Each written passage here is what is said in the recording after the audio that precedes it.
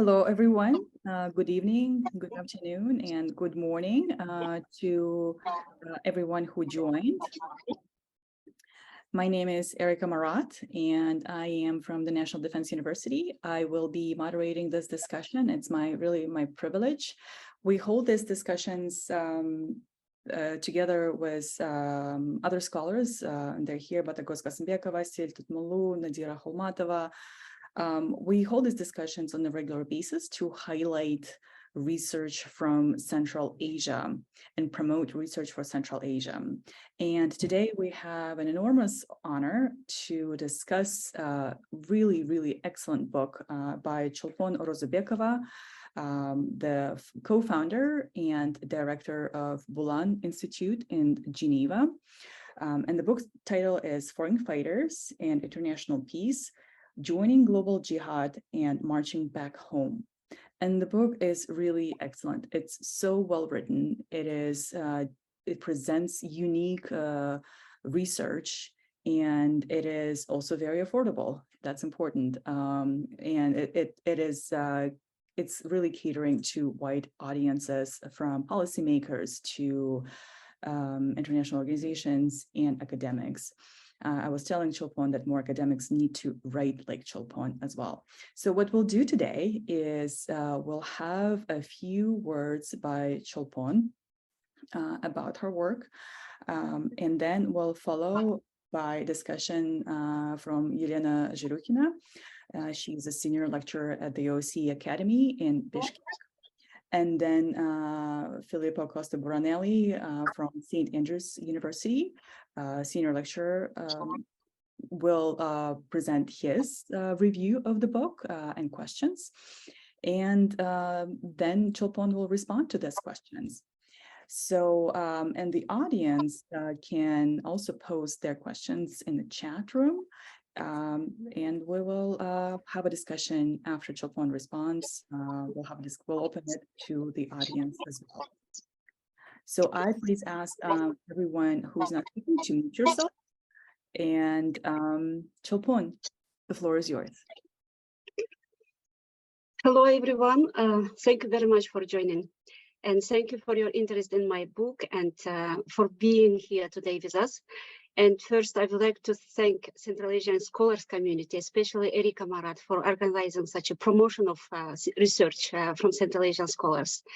And I would like to thank Elena and Filippo for accepting the invitation to be a discussant and joining us. So as you know, the book was published by Rowman, Littlefield and Hamilton Books in London. It's a result of almost 2 years research, which I started after the defeat of ISIS. So the book addresses the phenomenon of foreign fighters and the rise of so-called feminist jihad, its consequences, and the current situation with ISIS fighters and their family members trapped in northern Syria and in Iraqi prisons as well. So as you know, about 40,000 people traveled to the Middle East and joined ISIS and other terrorist groups. It's a really highest mobilization of foreign fighters in modern history. So for example, Afghan Soviet war attracted about 20,000 fighters, mainly from Arab countries. But this time the scale is different. As you know, family members also traveled to the Middle East and joined the terrorist groups. And now, after the defeat of ISIS from 2019, there are thousands of not only male fighters, but also women and children. They have been held in the desert in camps by Kurdish forces. And also there are thousands of other fighters and women also with their children in Iraqi prisons in cells. So there are several complications why this situation is very difficult to manage. Because first of all, in northern Syria, these women and children and male fighters, they have been held by a non-state actor. So Kurdish forces, so-called Syrian Democratic Forces, they are not state authority. So this absence of state authority also complicates the situation, and there is no state to try them.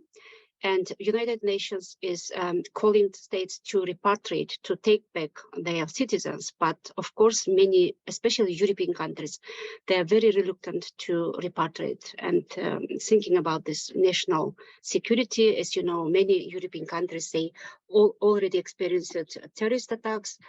So this is a very difficult situation. And the main reason why we have to worry is about 40,000 children in these camps.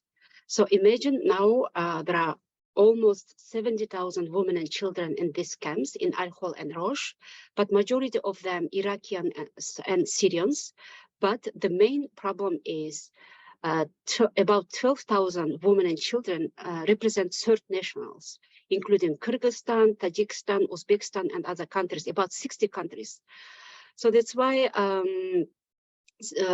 international community is struggling to find a solution, but at the moment, a low compliant solution is only repatriation. And there are male fighters also. About 10,000 male fighters are in the custody of Kurdish forces. But the question of male fighters is different because they are combatants. They have to brought to justice. And of course, there are questions about how to try them, where to try them. For example, there are options establishing an ad hoc tribunal, transferring to Iraqi prisons, because many states consider the option as trying them in a host country. For example, Iraq is the only host country now. And so my book addresses this situation, how to manage, how to handle this situation. And it starts from, the book has 8 chapters. It starts from the analyzing emergence of jihadism, root causes, and internationalization of this jihadism. And the second chapter is about motivations, why these people decided to join.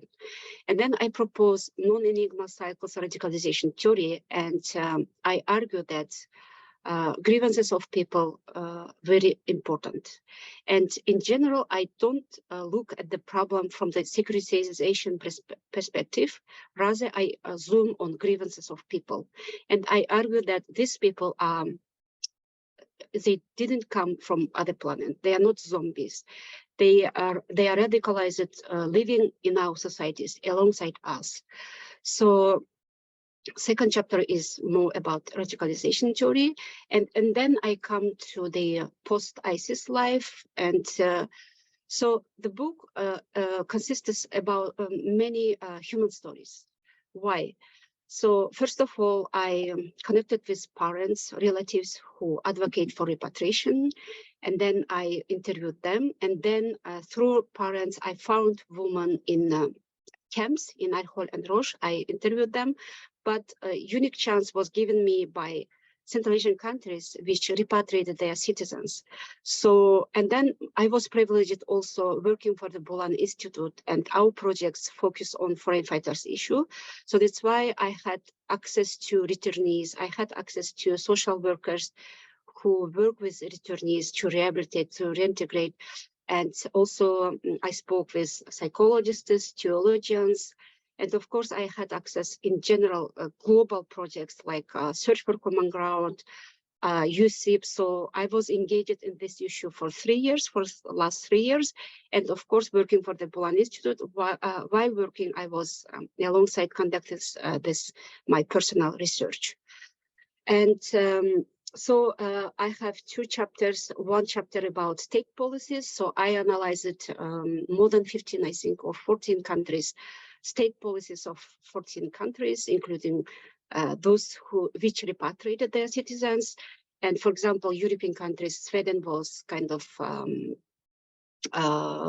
uniting 12 European states, and they discussed establishing an ad hoc tribunal.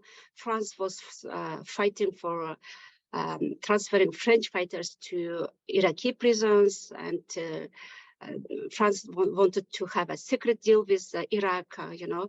So this kind of state policies in the 7th chapter, and 8th chapter is also a very important chapter. It gives insightful details into the repatriation operations of Kazakhstan, Kosovo, Tajikistan and Kazakhstan, or Kyrgyzstan also.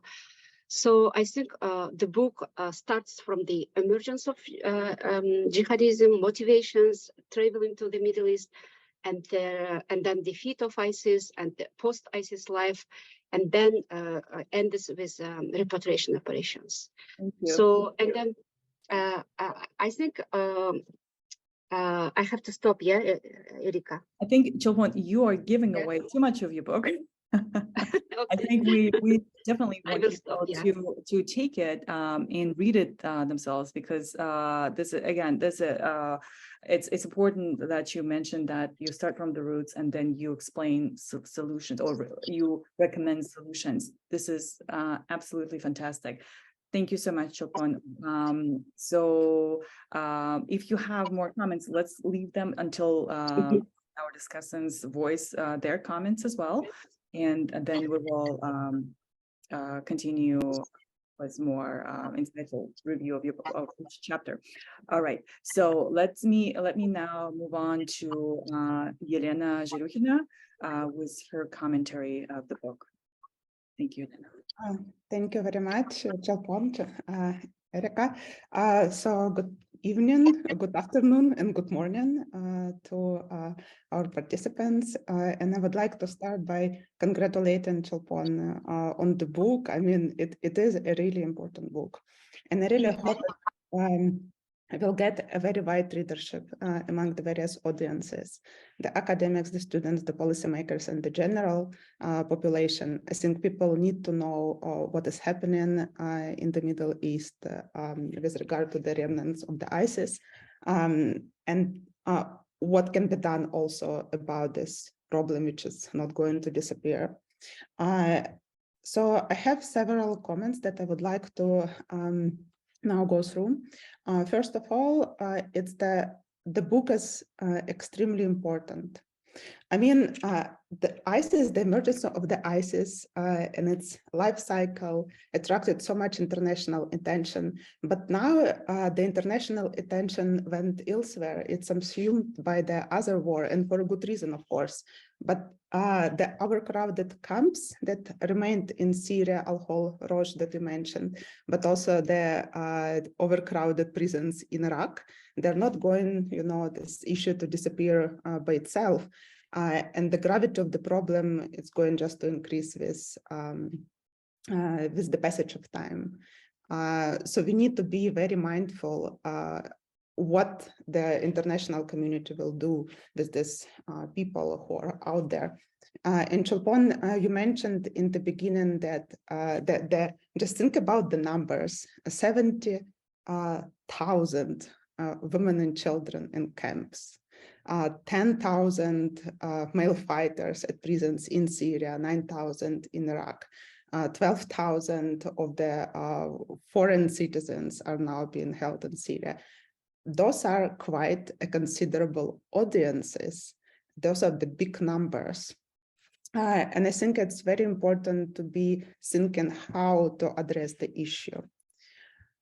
I think Cholpon did an excellent work on collecting the first-hand data from the people who are currently at camps, from their relatives who live in the nation states, but also from the returnees, the people who came back on their own or been repatriated by their states. I think it provides us with a very valuable insights into a life in camps, including the glimpses into a sheer volume of the humanitarian catastrophe that is happening there. And you can see from the accounts of people who live in camps what kind of dire conditions are there. It's basically the lack of everything. It's diseases, hunger, heat, cold. I mean, the water with worms, to say at least one example. It's quite a situation that one cannot be for a long time in. Also to mention the racial discrimination that happens in camps. It's from the one side, humanitarian catastrophe. From the other side, those are the security risks that I think Cholpon quite neatly formulated within her chapters and showed how it works, because there is the continuous, very aggressive, forceful ISIS propaganda and indoctrination happening at camps. We see violence and murders happening. Wouldn't say on a daily basis, but that's a reality of the people who live in camps. Then we also see that those camps, it's not that they're not a high security prisons. People can get out of there, and there is people smuggling business going on. So that also something that we need to take into account. And I think it doesn't take much of the imagination to forecast what it would mean, what this cocktail of a dire condition plus security situation would mean for the people who live there, but also for the international community in not, that distant future, because those people might be coming out. They will be very radicalized, especially provided for the conditions that they've been in. So this is the ticking bomb over quite a big scale, provided for a number of the people that are held there. I would also say that the book, I think, to my knowledge, it's the first book that looks into such a great detail in the policies that Central Asian states had. And the Central Asia in this regard is upfront of the international commitment towards the repatriation. The numbers are quite high in terms of the people who've been brought back by the Central Asian states. And a lot can be learned from the experiences, and I think Cholpon analyzed those policies in a very detailed way, so that should also attract quite a lot of the attention to the book to see how it worked in Central Asia, and perhaps to learn from the experience of Central Asian states. I would like to focus more, apologies, in the remaining time that I have on a theoretical chapter on just one bit of it. So Cholpon mentioned that she has a model of non-enigma cycles of the radicalization. And for those who haven't read the book, just to say that it has 6 cycles: grievances and resentment, cognitive opening and searching, encountering narratives, soft power and religious dogmas, searching for belonging and identity, and brotherhood, network, and channels. So those are the 6 cycles, but I would like to talk about the first one, which is also Cholpon mentioned, the grievances and resentment. Cholpon argues that foreign terrorist fighters, they're in the first place product of the societies that they're coming from. So those are the product of our societies. And the feeling of injustice is a central element, the starting element in their journey to radicalization.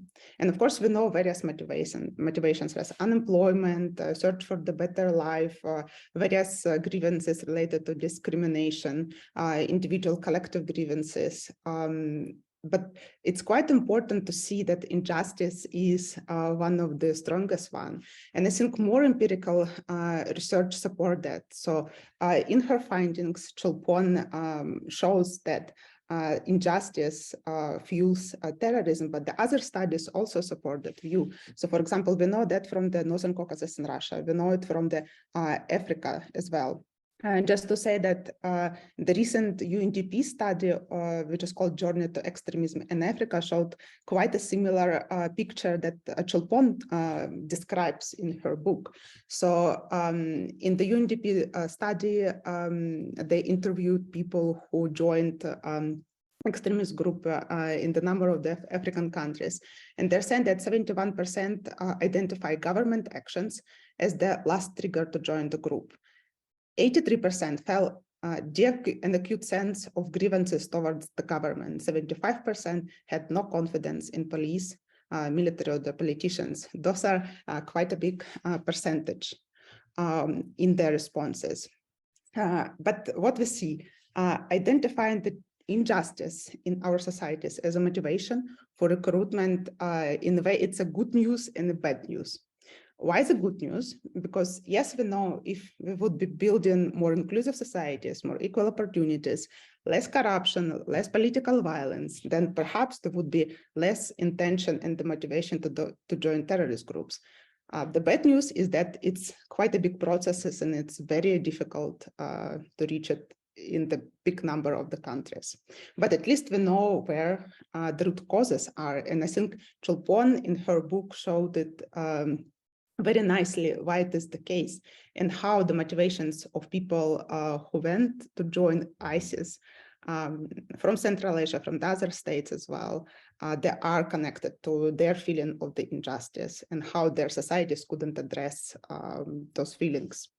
And the last point that I want to make, it's actually the question to Cholpon. So Cholpon talks a lot about how radicalization happens. So there is that 6 steps in her model. And I would invite everybody to read the book and look into the details into those steps and how it then translates into the reality on the ground based on the various case studies that you can find in the book. But my question relates to de-radicalization because it's not that straightforward. When can we say that de-radicalization happened? What kind of indicators can we use to say that, yes, this person is now de-radicalized? Because what we see also with the returnees that they will be coming in the very same societies and the grievances they try to escape in the first place. So it is quite a big question. Of course, I think it might be even another book written by Cholpon in the future as a follow-up. But how do we know that the de-radicalization worked? Maybe you can give us some examples also from Central Asia. And with that, I would think I will conclude. Again, thank you so much. It was such a pleasure reading your book. And I hope many of us will have the chance as well. So I highly recommend. Thank you so much, Elena. Really interesting comments and putting it in a broader global perspective as well. Thank you. So now it's Filippo's turn. The floor is yours. Thank you, Erika. Thank you so much, everyone, for being here. It's a real pleasure and honor to be here. And let me stress from the very beginning that I believe that the purposes and the goals of this platform that has been set up by you, Erika, and your colleagues, Costa and Asiel and others, is a fantastic endeavor to which I really wish all the success possible, because it's much needed and is already reaping a lot of success and good somehow practices in order to advance Central Asian scholarship.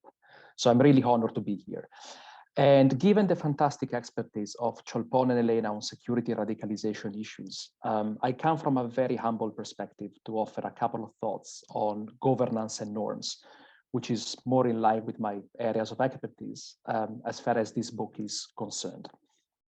Let me stress from the very beginning that I haven't met Cholpon in person yet, but this book is a fantastic introduction to her work, her passion, her scholarship, her consideration and care. As far as I could read it, this is a book that is not only thoroughly researched, detailed, and analytical, but perhaps most importantly, it is highly human and intersectional. There is a lot covered, and it is covered with a fine balance between scholarly impersonality and analyticism, but also human warmth and care. The book is about programs and state strategies and special operations. That's true. There's a lot of bureaucracy in the book involved, but it is also about people, in particular children and women. There is a very strong gender component in this book, which actually enriches the narrative and gives it a very human spin. It is about NGOs. It is about the daily work of people who work on the ground to make life more livable for all these people who lived in hell for such a long period in their life.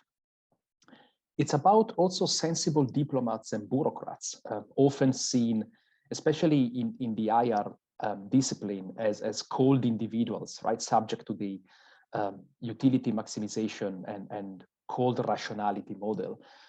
where in fact we know that they have feelings, they have sensitivities, they have moral dilemmas. And it's also a book about societies in doubts in front of the dilemma of welcoming these people back. It is about the several loopholes of securitization, and it's also about forgiveness. This book is, in my opinion, a brilliant example of Central Asian scholarship. And I do not intend at all, Cholpon, to box you into a fixed identitarian category. But what I mean by this is that it is a refreshing, deep, and necessary account on one of the most important issues of our recent times, written from the perspective of the diverse Central Asian region. It's important, I believe, to remember, as you show in your book, that Central Asia is not a monolithic entity. It's actually very diverse, at the risk of stressing the obvious, and presented in such a refreshing way by somebody who is from this region. As I said at the beginning of my discussion, as an academic working on issues pertaining to governance, norms, regionalism, and order, I would like to focus on the very important issues and, in fact, arguments that your last chapter, chapter 8, makes. What I like the most is that from your book, Central Asia transpires and comes out as a full-fledged actor in regional and global governance. Reading your book, one really has the sense that the Central Asian republics are participants of global governance, and they are very active shapers of the debate between cosmopolitanism on the one hand. There are very good examples that you provide in your book, using narratives coming from your interviewees about the moral duties to these people. But also this tension with cosmopolitanism is completed and complemented by strong state centrism, right? There is an emphasis on citizenship. There is a very touching moment that you portray in your book when other women and children and people in these camps were watching Central Asian citizens being repatriated on planes flying back to the Central Asian capitals with tears in their eyes, because they knew they didn't have the citizenship of those republics and therefore could not be repatriated. That was very moving. And I think that element of human story exemplified very well the big debate in political theory between cosmopolitanism and localism, or pluralism, if you wish. You brilliantly manage, in my opinion, to show how Central Asian states and societies are not passive objects and recipients of global norms and trends, but in fact can be norm setters, norm brewers, and indeed set examples, as Elena said before. If anything, in the book, I would pitch this even more and discuss even more in depth how these republics are not under constant examination by the international community, that especially in several sectors of governance, there is this narrative or very hierarchical approach from the international community that is very much structured along the lines of the teacher and the pupil, right? Let us show you how to do things. Let us teach you how to do things.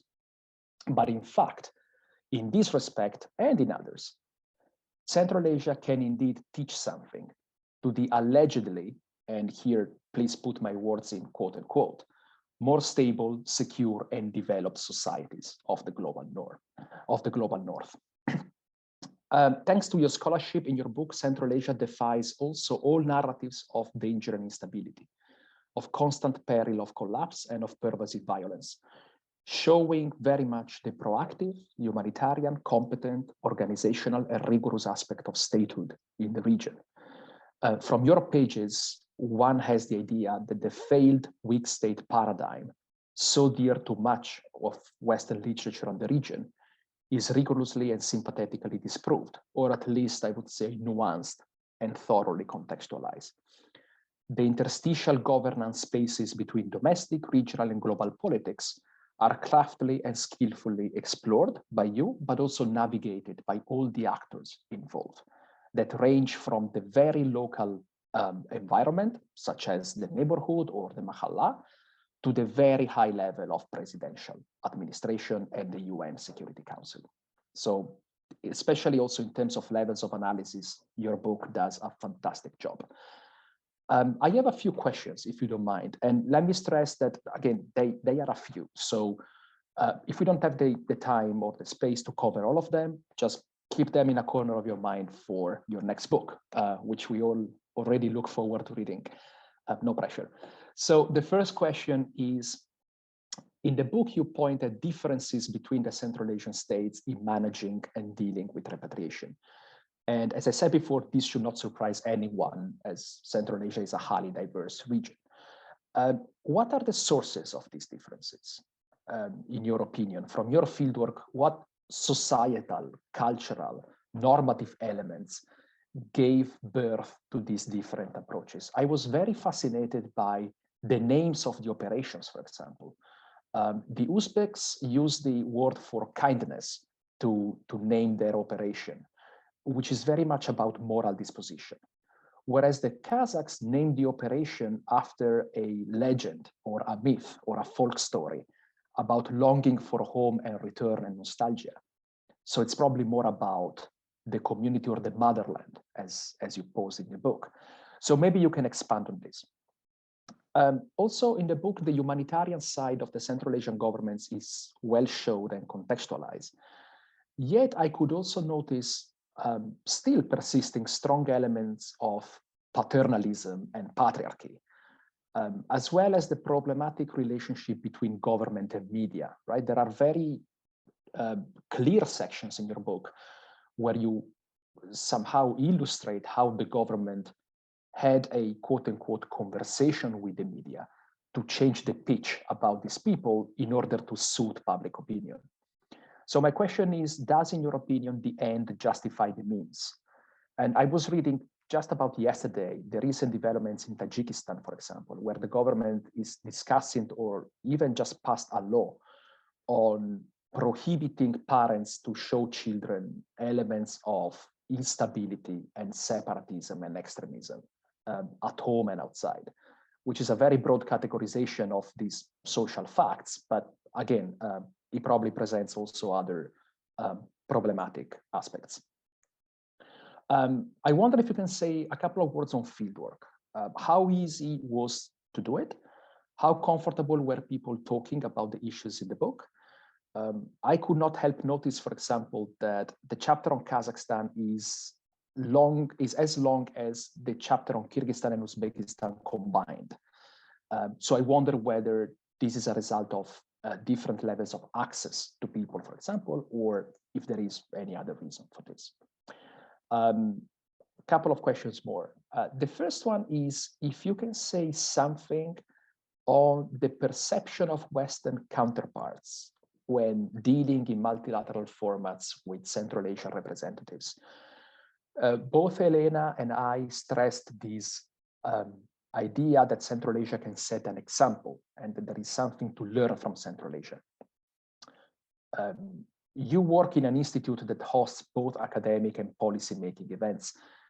How are Western counterparts looking at Central Asia when it comes to repatriation? Do you see the disposition to learn from these lessons, or do you still perceive a bit of skepticism, perhaps? And the last two questions that I have are the following. The first one, if any of your respondents pointed at the role of the security services, especially once people are repatriated. I heard on a couple of occasions that in a Central Asian state, I won't name which one, people repatriated are sometimes approached by security services in order to get access to well-established networks, for example, of groups that may foster radicalization. So yeah, there is the humanitarian aspect, fair enough, but there may also be the instrumental and the hyper-securitized one. So I wonder whether you encounter these in your narratives. And finally, if you can tell us something about what Central Asian governments can do to export their model, not just to the West, but also to their immediate neighborhood.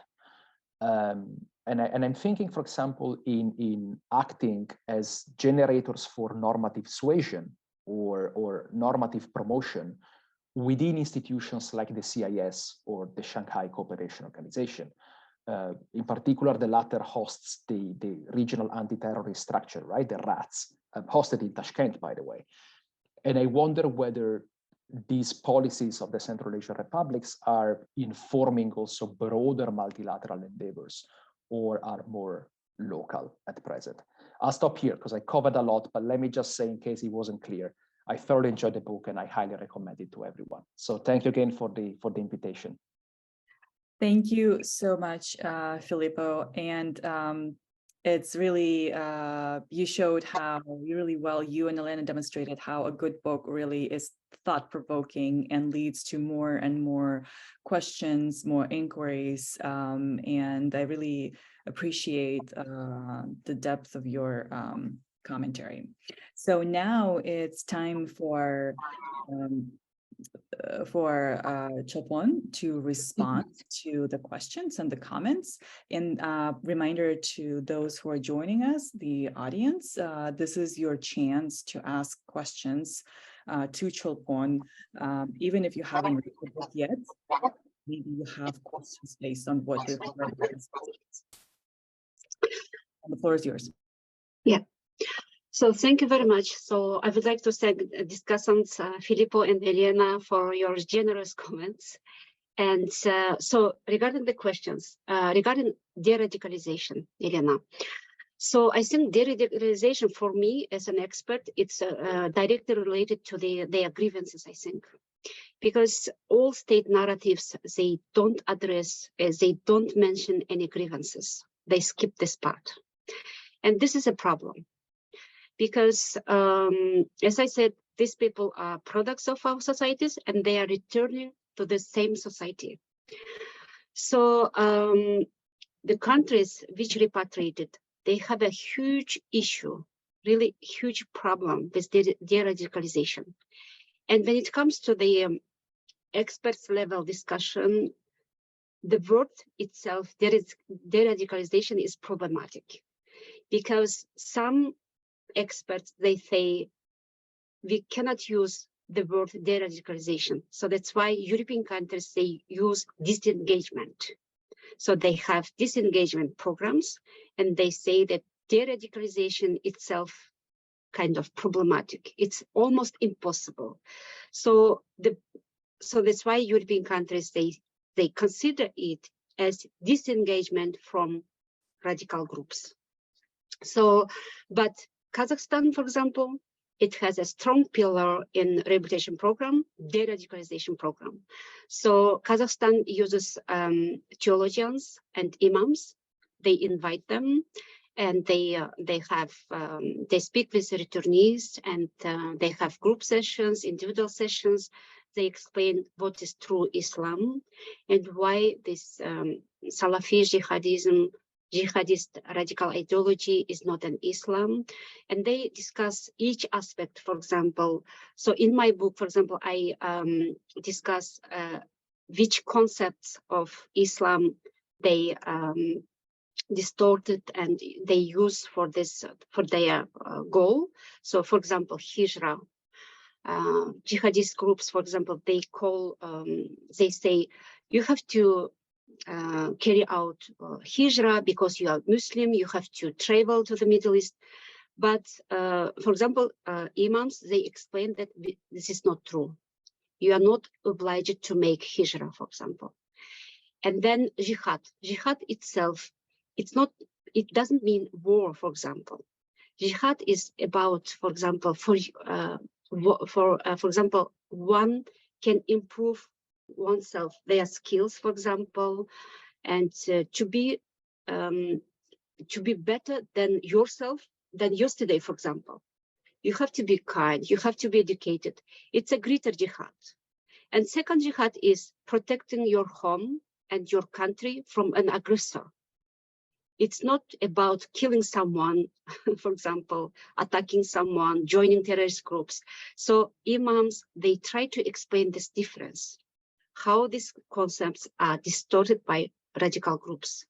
So Kazakhstan calls this de-radicalization program. But the problem is we don't have indicators. There is no monitoring.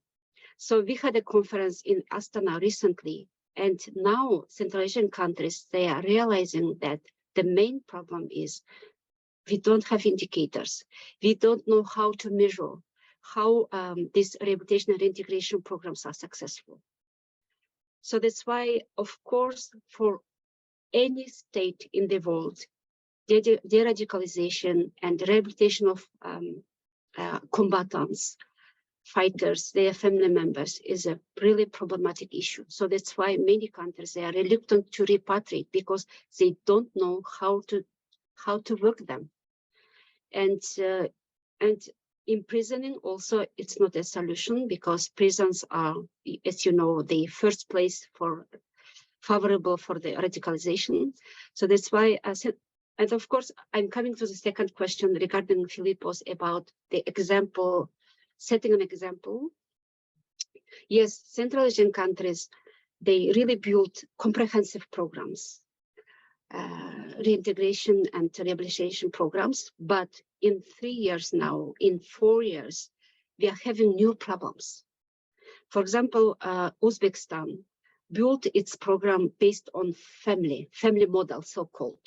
But at the beginning, it was very successful because returnees, they joined their family members. They were very happy. Family members supported them. But in 2 years, family members also are very tired now. They don't have financial resources to support because women, all women, returning women, they returned with 3, 4, 5 children. So it's a huge burden for family members. And Uzbekistan is having a new problems because of this model. Kazakhstan didn't rely on family members, but relied more state resources, establishing shelters, kind of.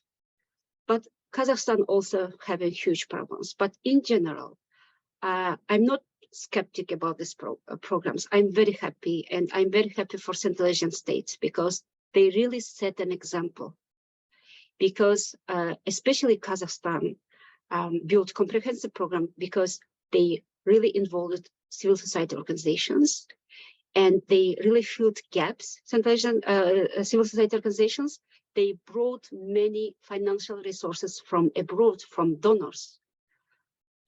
But Tajikistan didn't involve civil society organizations, and Tajikistan has very serious problems at the moment. And Tajikistan adopted new strategy now, and this strategy considers civil society organizations as a partner, and I hope Tajikistan will involve. Otherwise, it's really dealing with returnees demands huge resources, and it's impossible to manage the situation without civil society organizations, without the help of international donors. So I hope that Kyrgyzstan is going to repatriate soon big group of women and children. And I hope that Kyrgyzstan also will involve civil society organizations. And I hope Kyrgyzstan will stay open to engagement from abroad, from international donors. And so regarding the field work, Filippo, of course, as I said, I was lucky being with the Bulan Institute. I had access to all actors, international actors, returnees, civil society. But of course, this access was different depending on the country, of course. But I would like to thank our partners on the ground, especially civil society organizations. Without them, our work at the Bulan Institute also would be very difficult, and my personal research also. And thanks to the civil society organizations, I had access to returnees, to information in general. And of course, I would like to thank international actors like Search for Common Ground, United States Institute for Peace, and OSCE, UN agencies, because we had this kind of platform to discuss, closed ones, open ones. So I had access to information. And also about Western countries. This is very interesting question, Filippo. You are based in Europe, and you can see this kind of skepticism, but at the same time, European countries at the beginning, they were really shocked, to be honest, because I remember one conference in Vienna. It was just before the pandemic and just after the defeat of ISIS. Elena, you remember this conference. So European countries, European experts are there, and Kazakhstan and Uzbekistan came with returnee women to the conference. And European state delegations and experts, they were quite shocked to see in front of them sitting on the table with returnees who just came from Al-Hol and Rosh camps. You know, they were looking at them, and then this woman, they had a statement thanking the government for repatriation, and of course they couldn't believe that it's, for me also, you know, it was kind of the situation unbelievable when the official delegation and returnees discussing the issue, you know, and it was a good start actually to show the example, saying that it's our citizen, it's obligation of the state to protect their citizens, even so they committed crimes. And then, but by that time, European countries had a firm position not to repatriate. They were rejecting the repatriation option. But now, in 3 years, they've softened their position because why? Thanks to the United Nations, thanks to the advocacy of all NGOs, and because in reality, there's no other option, only repatriation, because there are state obligations for example, for international peace. Shared responsibility for international peace means that, for example, one state's citizen is considered to be dangerous in the territory of another state, for example. This state should take responsibility and repatriate, sentence or convict, you know. So, and then also it's about protecting their citizens, because in these camps, especially small children, they are just dying, you know. There is a really deadly situation, and the state has obligation to save these children. So, so that's why European Court of Human Rights also had a decision recently, especially about France. So this kind of pressure made them to change their position. And as you know, Germany, for example, repatriated all their citizens from northeast Syria. But regarding those who are in prisons of Iraq, the situation is different, because Iraq is a state, member state of the United Nations, and so Iraq sentences them, and they have to serve their terms in the prison. But of course, yeah. Just 10 minutes left, and okay. Now that you're talking about Iraq, this is a very good segue to the question we have from Elena Zhirukhina in the chat box. Please, dear audience, we just have 9 minutes left. Send your questions now. So the question is, congratulations on your great book, Cholpon. We have seen articles in Western press how Iraqi and Syrian courts would hold these highly speeded hearings with former ISIS fighters and their close widows, and announce very tough verdicts, execution, hanging, life in prison, etc. Do we have any number, how many of those people, former ISIS fighters, were executed, sentenced already? Is it still going on? And the number of those in camps getting lower?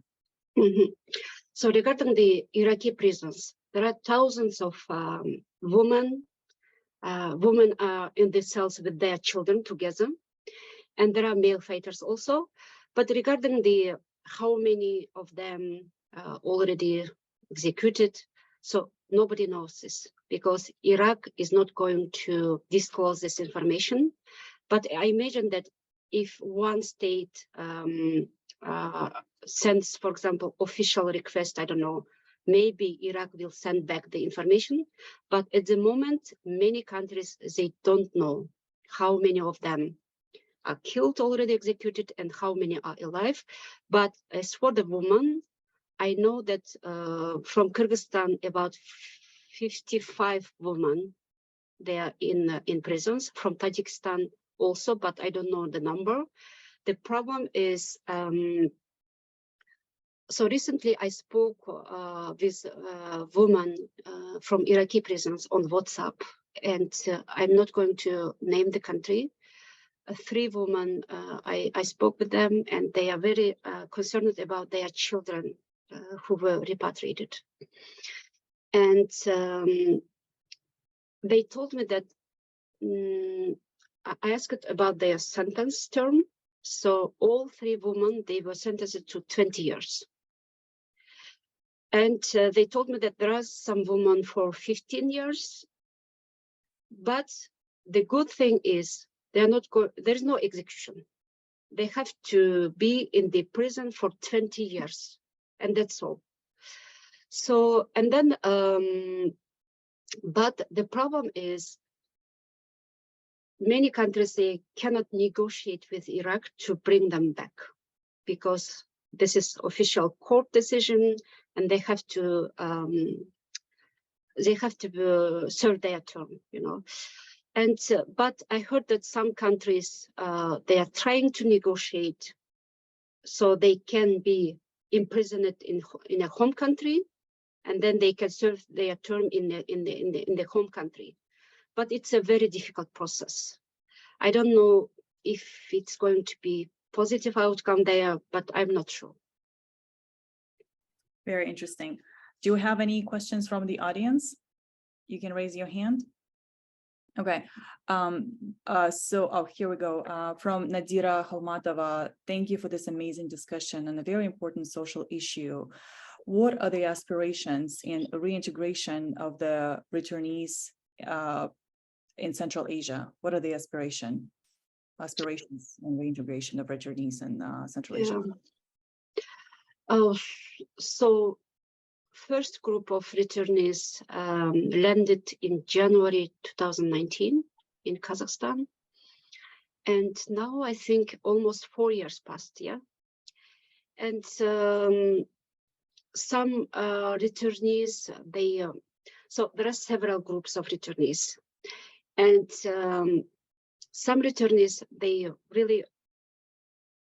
were ready already to return to the normal life, you know. They take off their niqabs and then they found a job. So, but it's a very small group.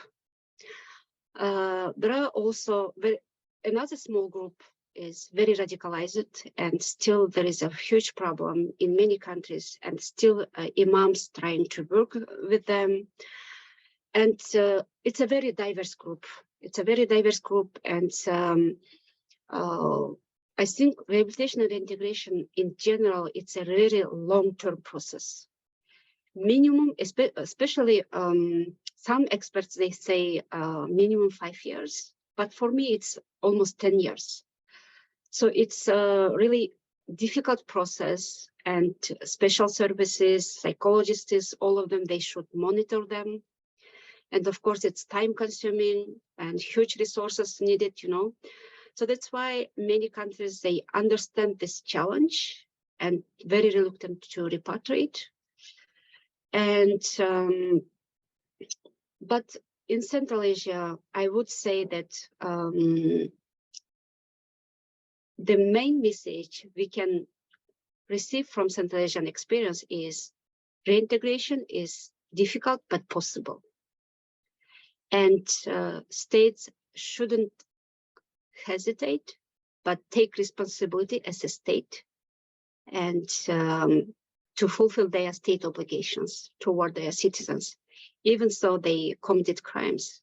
But I would say that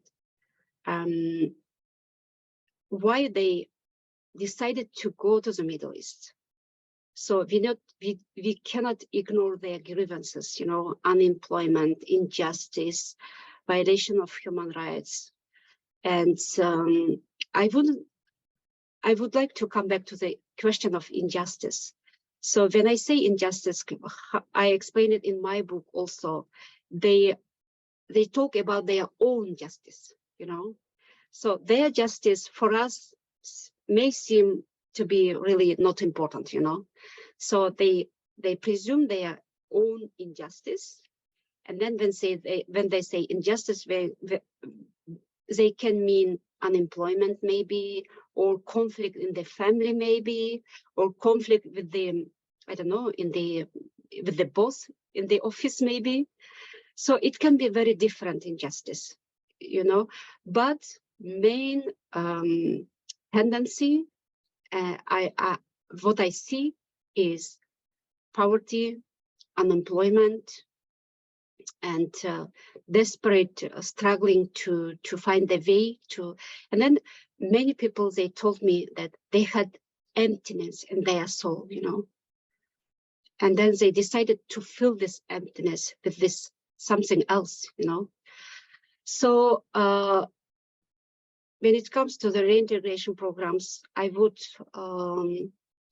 have a concern that states shouldn't fail to consider their grievances as well, because if they will be remaining unemployed, for example, and to live in poverty, to see around the injustice again and violation of human rights, it's going to be a failure, because these people one day will return to the radical ideology. Oh, fascinating. We are out of time, but Cholpon, I want to say thank you for how you communicate complexity of processes that happen on a personal level, on a community level, so family community level, but also transnational and global level. You touch all those complexities with such grace and with such clarity. It's really fascinating to see. I really appreciate your work. And thank you to Elena and Filippo for your fantastic commentary and support of Cholpon's work. I look forward to seeing you. I hope your book will be read by Central Asian governments as well. We need to local languages as well. But it's a fascinating work. Thank you so much, colleagues. I look forward to meeting you in person one day. I really enjoyed the discussion. Thank you so much.